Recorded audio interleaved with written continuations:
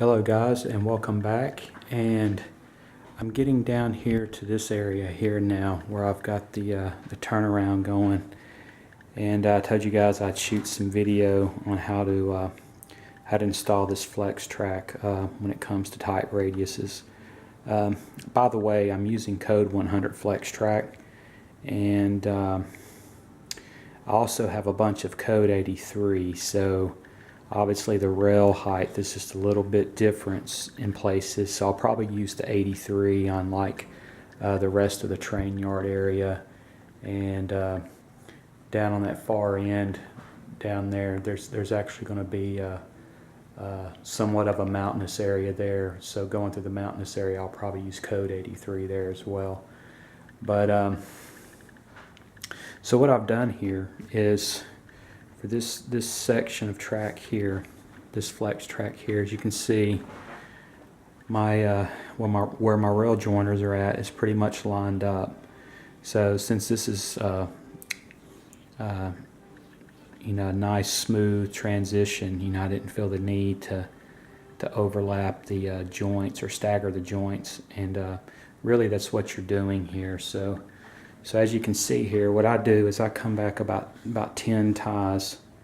Let me back up a second before I go there.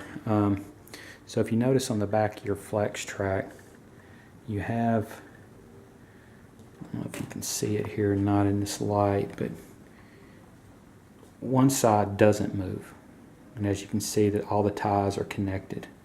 And on the other side, you've got every two ties, every other set of two ties is connected, and that's the side that moves. So I put the side that moves, I put it up to the outside of the radius. And the reason I do that is because, as you can see right here, what I've done is I've come in and I've gone 2, 4, 6, 8, 10 ties, and I made a cut on the rail here. Now I want to leave the rail spikes in place, because what I'm going to do is I'm going to take the second piece here, and what I've done, you can see it's sticking out quite a ways on that one rail. What I did is I just slid it, pulled the rail through, so I should have about 10 down here as well. 2, 4, 6, 8, 10, yeah. So what I'll do is I'll feed the rail through these rail spikes here. Okay, and I can't do that with one hand, so I'm going to have to pause the video and come back and do it.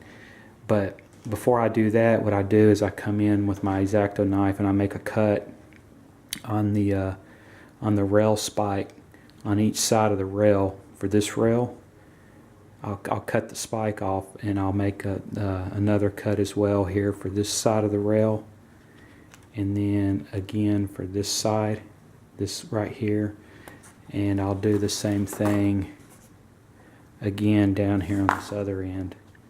So this set of spikes here and this set of spikes here, and the reason I do that is so I can get the rail joiner to connect the rails together. So really the rail joiner will kind of be setting up on top of this railroad tie. So let me get that installed that way, and then I'll come back and shoot another real quick video and show you what it looks like.